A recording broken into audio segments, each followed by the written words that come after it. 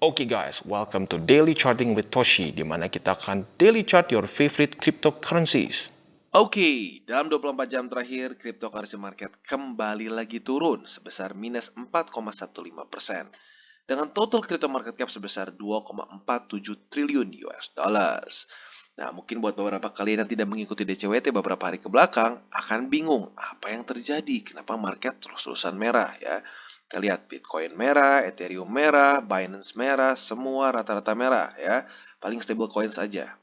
Jadi kurang lebih kita bisa lihat bahwa ini terjadi karena Bitcoin ya. Kemarin dia close weekly dengan buruk ya. Dia close di bawah MA8. Dan seperti yang kalian lihat juga, saat dia tembus MA8 di weekly, kecenderungannya adalah dia akan retest bull market support band gitu ya. Yang warna ini ya. Jadi seperti yang kita lihat ya, setiap dia tembus rata-rata retest. Kalau tembus lagi kita lihat tembus retest. Tembus retest. Jadi siap-siap. Seperti yang gue bilang, ini belum selesai. Kemungkinan besar minimal dia akan kena sampai di sini, yaitu di 52.736. Gitu ya, itu 95% akan terjadi seperti itu. Worst case-nya bisa sampai ke 50.000 lebih 780 dolar. Kalau sampai tembus, wow, siap-siap ya. Akan lumayan berdarah-darah ya kalau seperti itu. Jadi, itu overall yang membuat kenapa cryptocurrency market cenderung merah. Oke, kita akan masuk ke berita pertama kita, di mana kita lihat ada laporan dari JP Morgan North America Equity Research. Ya, dia bilang bahwa Ripple apabila menang dengan SEC, ya, di mana kalian tahu ada kasus hukum SEC versus Ripple ya, XRP ini akan diadopsi dengan signifikan. Ya. Nah, seperti yang kita tahu, apalagi kalian holder-holder XRP yang sudah cukup lama pasti tahu bahwa XRP ini harganya tertekan oleh urusan hukum dia dengan SEC. Ya. Kenapa bisa seperti itu? Karena semua exchanger, broker yang ada di Amerika Serikat tidak akan tidak akan menyediakan per XRP. Kenapa? Karena sedang ada kasus dengan SEC. Otomatis apabila kasus ini sudah dimenangkan oleh Ripple, ya harga XRP akan boom naik ke atas ya. Itu dia makanya alasannya kenapa gua tetap hold XRP gua, walaupun jujurnya nggak terlalu banyak ya dibandingkan dengan Polkadot, Cardano, lalu apalagi Solana dan lain-lain. Tetapi XRP gua tetap hold karena gua rasa apabila dia menang dengan SEC, ini potensi dia bisa nge-pumpnya lumayan ya. Dan selanjutnya coba kita lihat ke beritanya ya. Ini seperti apa sih? Jadi menurut JP Morgan North America Equity Research, mereka bilang di awal bulan ini XRP ini di spotlight mereka gitu ya. Di mana menurut mereka aset ini akan dalam waktu dekat itu akan ada adopsi yang lumayan besar gitu ya.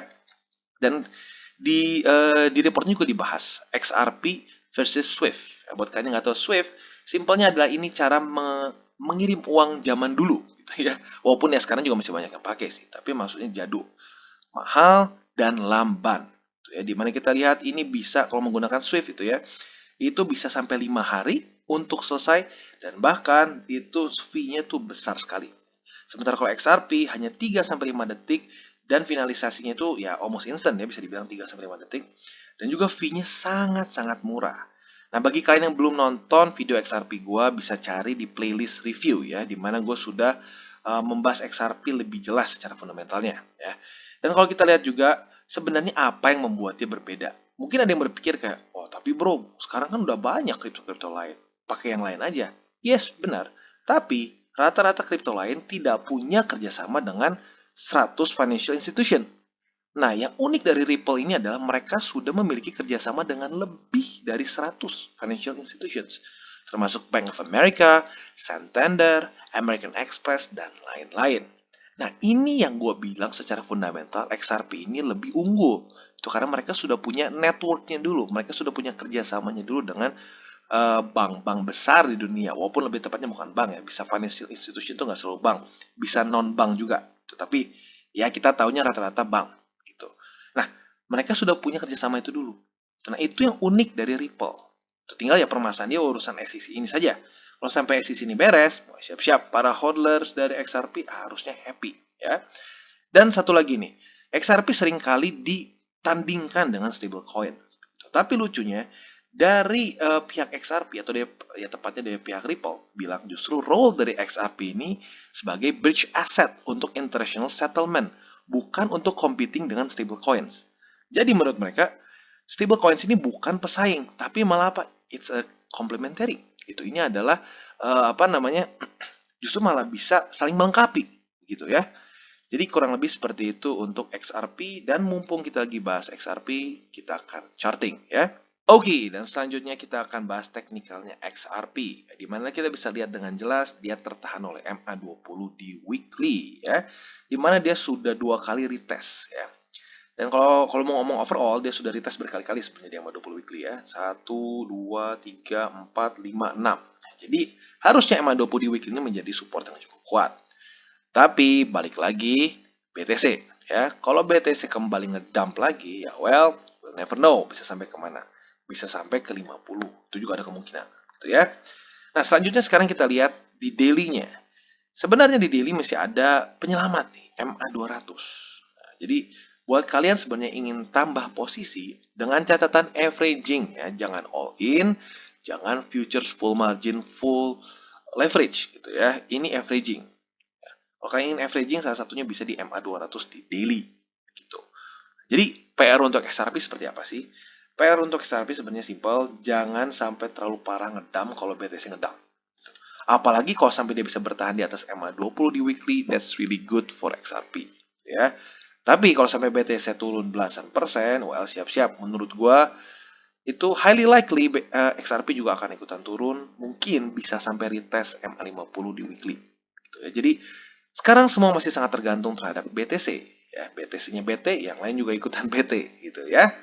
Jadi kurang lebih seperti itu untuk XRP. Dan overall kenapa gue masih hold XRP ya, walaupun bisa dibilang dia cukup bermasalah dengan SEC ini sudah nyaris setahun gitu ya. Ya karena menurut gue secara potensinya, secara fundamentalnya, dan kerjasamanya dia dengan berbagai macam financial institution, itu sebenarnya bagus banget. Tapi ya seperti yang gue bilang, karena SEC ini dia jadi terus kehambat. Tapi sekalian dia lepas, berarti in theory XRP akan bisa boom, naik ke atas. Gitu ya. Jadi gue saranin XRP nggak jadi main portofolio gue ya, nggak jadi main portofolio gue. Bahkan termasuk salah satu yang nggak terlalu besar. Tapi kenapa gue nggak sampai lepas ya karena itu alasannya ya. Jadi kurang lebih seperti itu untuk XRP.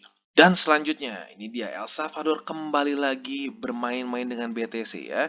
Dimana sekarang El Salvador ini ingin membuat Bitcoin City ya, yang di-back oleh BTC Bond. Jujur nih gini, kalau ini mau dibahas secara teknisnya terlalu ribet.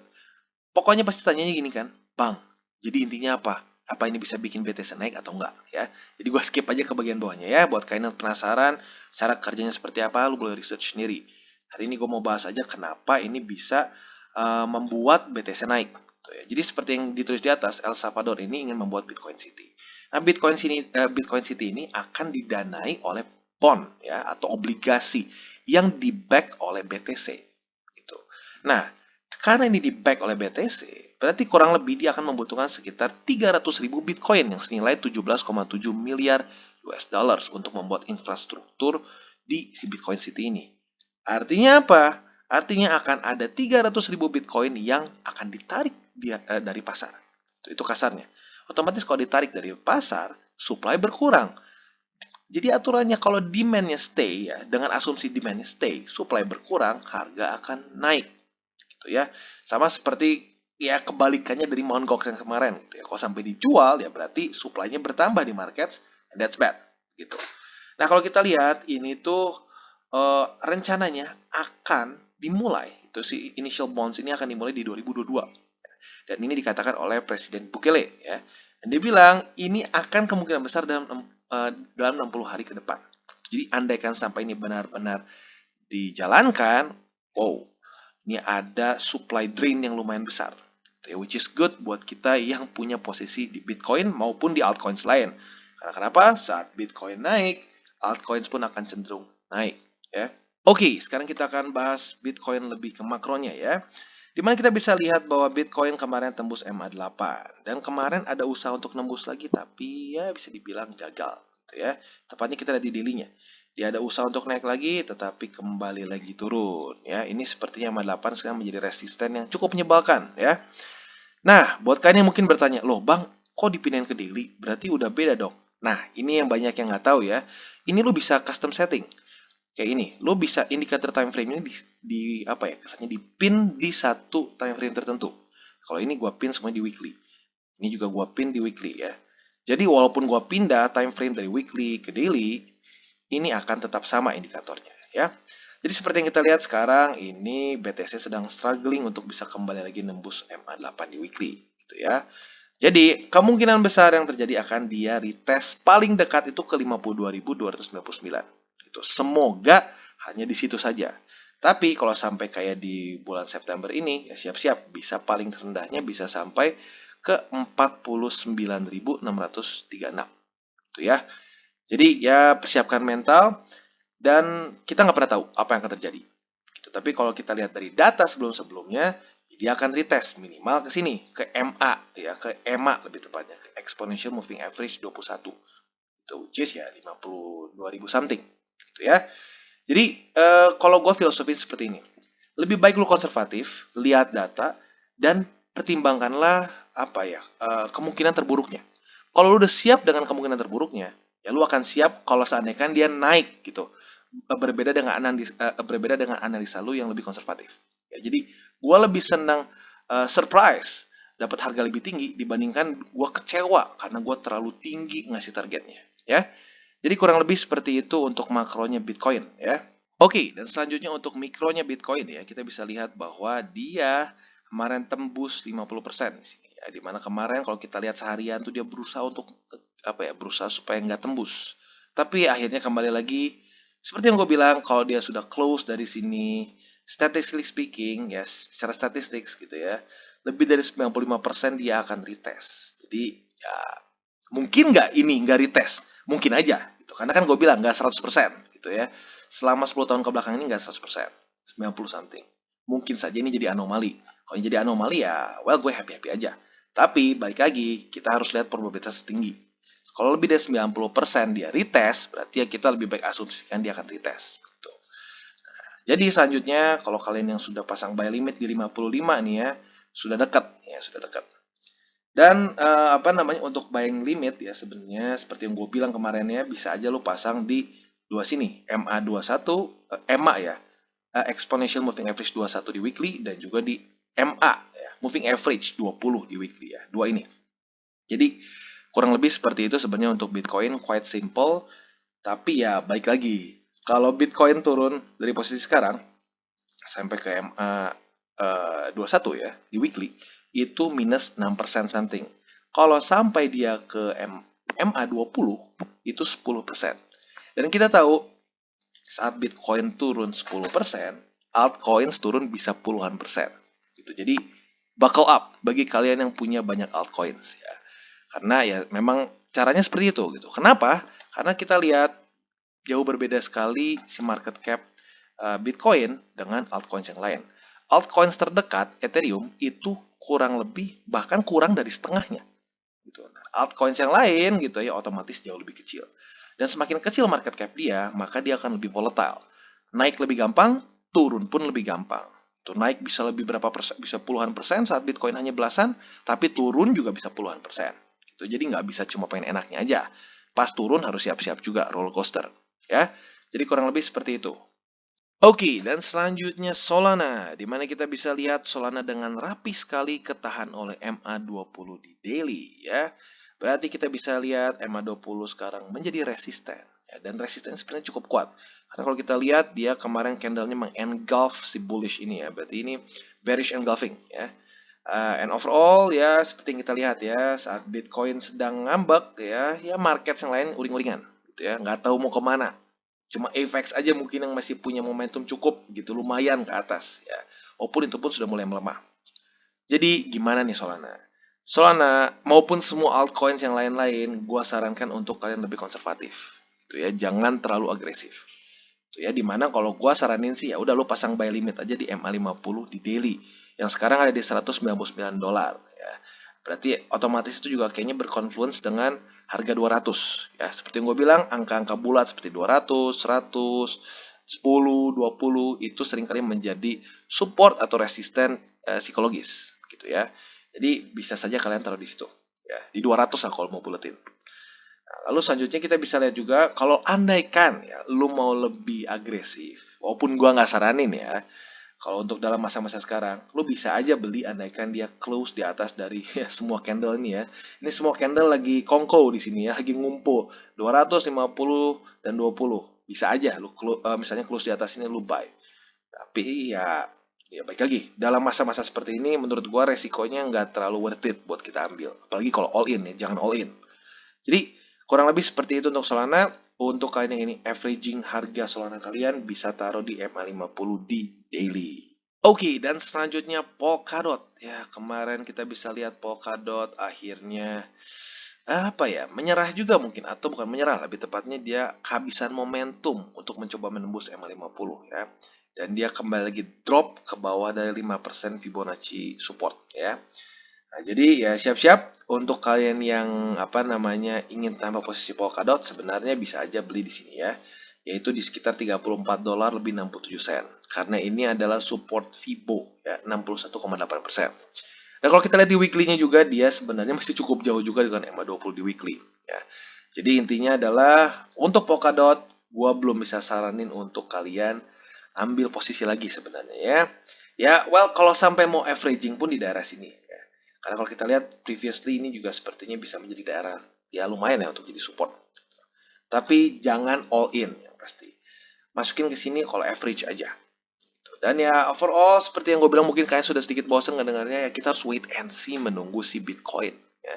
Apakah dalam waktu dekat dia akan cuma retest saja, retest dan kembali naik lagi, which is the best yang bisa kita harapkan dari Bitcoin, atau dia bisa berlama-lama di bawah. Kalau dia berlama-lama di bawah ya siap-siap altcoins bisa blitz lebih parah lagi. Ya. Jadi intinya kita harus buckle up dan wait for Bitcoin. Oke, dan sekarang yang bisa dibilang satu-satunya pembahasan yang beda sendiri vibe-nya adalah AVAX ya. Dimana AVAX sekarang dia masih ada momentum, bisa dibilang. Dia masih ada momentum. Tetapi seperti yang gue sudah bahas di weekly-nya, dia bahkan open-nya saja di luar dari Bollinger. Biasanya, apalagi dengan RSI seperti ini ya, 87, itu dia overbought, ya, sangat overbought. Bisa nggak naik lagi? Bisa, menurut gue bisa. Tapi biasanya kalau kita lihat, ya kita lihat ke belakang deh, jangan percaya sama gue, kita ngomong data aja. Lihat saat dia keluar, apalagi open di atas dari Bollinger Band, dia biasanya akan masuk lagi. Loh, bang, kenapa bang bisa gitu? Karena ini adalah Bollinger Band deviasi 2. 95% harga atau candles lebih tepatnya ya, itu akan ada di dalam si Bollinger Band. 95%. Jadi kalau lo beli di daerah sini, lu punya chance 95% untuk rugi. Itu kenapa? Karena ya basically lu buy di luar dari Bollinger Band. Sementara seperti kita tahu, Bollinger Band 95 yang divisi 2, 95% harga ada di dalam sini. Gitu. Jadi ya balik lagi menurut gua secara risk reward nggak terlalu menarik. Gitu. Jadi gimana nih bro? Kalau gua udah TP nih kemarin karena cukup banyak yang sudah TP di daerah $140, 130 something. Ya kalau buat $140 udah oke ya, udah not bad. 130-an juga sebenarnya not bad juga ya. Dan gini, jangan kalian berpikir gini, oke saat gua TP kalau masih naik lagi gua salah. No, no ya. TP itu cara kerjanya nggak kayak gitu. Ya, nanti gua oke, ya mungkin gue masih utang nih ya. Video mengenai TP lebih take profit yang lebih jelas nanti gue mungkin akan bikin spesifik ya. Tapi intinya jangan sampai kalian merasa bodoh saat TP ternyata harga masih naik. Itu nanti gue jelaskan kenapa ya. Nah, sekarang selanjutnya pertanyaannya gimana nih buat kalian yang sudah TP dan pengen tambah lagi FX? Well, paling cepat kita bisa beli di daily ya, yaitu di MA20. Sekarang ada di $99 lebih 27 sen. Atau lu buletin ke $100 lah ya. Nah, itu buat yang apa ya? Sebenarnya dibilang konservatif nggak juga. Karena menurut gua efek seharusnya nggak pasti. Seharusnya dia ada koreksi yang lumayan. Minimal ke MA20 ya. Kalau jelek-jeleknya momentum turunnya cukup tinggi ya bisa sampai ke 50 gitu ya. Nah, tapi buat kalian yang agresif bisa aja lo beli di MA20 karena technically speaking Solana pernah ya terus naik cuma kepantul di 20, 50, 20, 50 di 4 hour chart pernah terjadi.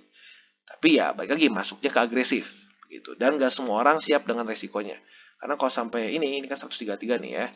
Kita dengan di daily-nya kalian bisa minus sampai sekitar lumayan juga 33% gitu ya kalau sampai dia drop ke MA20 di daily. Kalau kalian yang agresif mungkin berpikir, 30% biasa bro, gua resiko tuh 50-60% biasa aja kalau minus. Ya udah nggak apa-apa, lu boleh aja beli di pantulan MA20 di weekly. Tapi buat kalian yang baru belasan persen udah mual, jangan lah. Lebih baik kalian ambil posisi yang lebih konservatif di MA20 maupun di MA50 ya. Jadi kurang lebih seperti itu untuk AVAX. And in general, AVAX ini luar biasa ya. Dia sampai ada joke-nya, AVAX ini pull a Solana. Dibilang dia movementnya mirip seperti Solana waktu dia lagi ngepump dari sekitar 80 dolaran sampai ke 100, akhirnya sampai ke 200 sekarang ya. Jadi kurang lebih seperti itu untuk AVAX. Oke, dan FTM. Kembali lagi semua ya, bukan cuma FTM aja bahkan ya, semua cenderung turun. Kenapa? Ya, mungkin ya seperti yang gue bilang, gue udah kayak broken record ya karena Bitcoin semuanya ya. Ya makanya gitu, gue kadang-kadang suka bingung kalau orang yang gak mau ngerti soal Bitcoin, gak mau charting soal Bitcoin, cuma pengen charting purely on alts. Menurut gue that's not wise. Apa? Karena Bitcoin masih memegang kontrol dari rata-rata alts ya. Walaupun not bad, not bad. Phantom not bad ya. Dia sekarang di hari ini dia mulai membuat satu momentum naik ya. Dan kalau kita lihat sepertinya dia tertahan oleh daerah sini walaupun nggak retest ya, tapi tertahan oleh di Fibonacci 61,8%. Jadi kurang lebih masih mirip seperti DCWT kemarin. Kalau kalian ingin averaging harga Phantom, bisa pasang buy limit di daerah $1.91 ya. Nah, tapi gue ingetin averaging, jangan all in, jangan futures ya, karena kita masih semua menunggu Bitcoin ya. Kalau Bitcoin sudah lebih jelas, dia sudah nggak galau, nah ayo kita boleh lagi, kalian mau main futures terserah, tapi selalu ingat manage your risk ya. Jadi kurang lebih seperti itu untuk Phantom, sama ya di daerah sini buying positionnya. Dan andai kalian sampai tembus, well siap-siap weekly masih jauh ya. Jadi ya intinya dia bisa sampai 1,5 dolar. Kalau sampai ini tembus juga ya. Gitu. Next support yang terdekat ya di sini paling. Next support terdekat tuh bisa di sini. All time high yang sebelum-sebelumnya ya. Di daerah $1.67. Kita harap sih jangan sampai situ. Tapi ya kita harus selalu siap dengan resikonya. Kalau sampai ke situ ya lo bisa juga tambah posisi. Ya, jadi kurang lebih seperti itu untuk Phantom. Dan ya bersabarlah. Dan gue ingetin juga, Phantom ini adalah cryptocurrency dengan ranking yang berapa puluh ya. Dia itu ranking ke 40 ya. Dengan market cap hanya 5 miliar saja.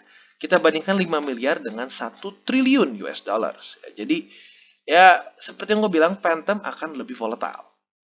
Jauh lebih volatile dibandingkan dengan aset-aset yang lebih tinggi seperti Bitcoin, Ethereum, dan lain-lain. Kalau kita lihat di sini, dia dari all time high, swing low ke sini aja itu 50%. Gitu. Jadi harus siap dengan aset-aset yang market cap-nya lebih kecil. Dia bisa swingnya dalam. Gitu. Nah, jadi buat kalian yang misalnya invest di dalam project-project yang ultra small, kecil banget market cap-nya, ya harus lebih siap lagi terhadap swing yang lebih gila. Itu ya, swing bisa 70%, 80%, dan itu dia makanya kenapa lu harus bagi-bagi resiko. Dan buat kalian yang belum tahu, Phantom itu nggak sampai 10% dari total portofolio gua. Gitu ya. Phantom itu nggak sampai sebesar itu. Jadi yang terbesar adalah Bitcoin dan ETH. Kenapa? Ya apa? Karena gue mengadjust resiko gue. Gitu. Resikonya yang terbesar adalah kalau lo punya aset semua di dalam kripto-kripto yang market cap-nya kecil. Mungkin saat naik lu happy, wow, lu kerasa kayak genius, wah kalah tuh BTC. Sekalinya turun, ya sudah berdarah-darah. Makanya kenapa gue cenderung tenang. Kenapa? Karena Bitcoin ya, kalau gue besarnya di Bitcoin dan ETH, it's not that bad. Jujur, it's not that bad. Tapi kalau altcoins lu banyak banget, dan maksudnya lu kayak nyaris nggak punya BTC dan ETH, ya itu yang paling sedih. Gitu. Dan itu mungkin yang bikin panik. Gitu ya. Jadi kurang lebih seperti itu. Dan saat gue bilang manage your risk, itu literally manage your risk ya, jangan asal gitu ya. Jadi kurang lebih seperti itu untuk Phantom dan overall markets ya. Oke, dan yang terakhir Ethereum ya, dimana kita bisa lihat Ethereum kemarin sayangnya close di bawah MA50 alias tembus. Tapi good newsnya kita bisa lihat ada fighting spirit nih dari para bulls ya. Dia ingin berusaha untuk nembus lagi MA50. Jadi PR dari Ethereum sebenarnya simple, tembus lagi MA50 gitu. Andaikan ini gagal tembus dan MA50 menjadi resisten, siap-siaplah Ethereum kemungkinan besar akan menyentuh 4.000 US dollars atau bahkan sampai ke 3.946 ya. Jadi kurang lebih seperti itu untuk Ethereum. Dan overall seperti yang gue bilang, just average your price gitu ya. Makanya gue lebih prefer cara investing yang just average your price. Jangan terlalu stres dan jangan makanya gue cenderung gak terlalu suka margin trading gitu ya. Walaupun ada sih, gue ada posisi futures. Tapi biasanya kalau gue buka posisi futures itu kalau risk rewardnya bagus banget baru gue buka. Biasanya gue lebih enak udah main spot dan just average your price. Gitu. Dan a lot less stressful gitu. Dan karena ya background gue dulunya adalah margin trader gitu ya. Gue trader yang pakai leverage rata-rata. Tapi ternyata gue lebih nyaman bermain spot dan averaging saja. Dan hasilnya ternyata jauh lebih profitable. Gitu. Jadi ya intinya adalah you have to know yourself. Lu harus tahu apa risk appetite lu. Itu kalau lu sukanya high risk ya go ahead main futures. Kalau kalian orang konservatif ya oke, play spot, play average. Gitu ya. Jadi kalian harus tahu diri kalian sendiri. Nah ini ada bisa dibilang ini gue dipikir-pikir gue baru kepikiran nih ada satu coincidence yang lumayan aneh ya berkali-kali. Bitcoin itu cenderung ngedrop saat El Salvador melakukan sesuatu dengan Bitcoin. Ya nggak sih? Waktu itu Nayib Bukele dia meresmikan BTC sebagai legal tender di El Salvador, BTC turun. Lalu sekarang Bitcoin City beberapa hari lalu di-announce Bitcoin turun. Dan seterusnya begitu ya. Walaupun ya ini as a joke ya, ini joke aja gitu ya. Tapi kenapa ya berkali-kali ya? Setiap kali Nayib Bukele melakukan sesuatu dengan Bitcoin, atau lebih tepatnya El Salvador melakukan sesuatu dengan Bitcoin, Bitcoin cenderung turun. Jadi ya ini memang keanehan yang cukup hakiki ya. Oke, dan buat kalian yang mungkin bertanya-tanya di mana Cardano, hari ini gue akan update spesifik mengenai Cardano. Ya karena gini, kalau gue lihat ada sedikit tren yang cukup unik mengenai Cardano. Banyak orang yang sepertinya invest di Cardano itu nggak tahu fundamentalnya.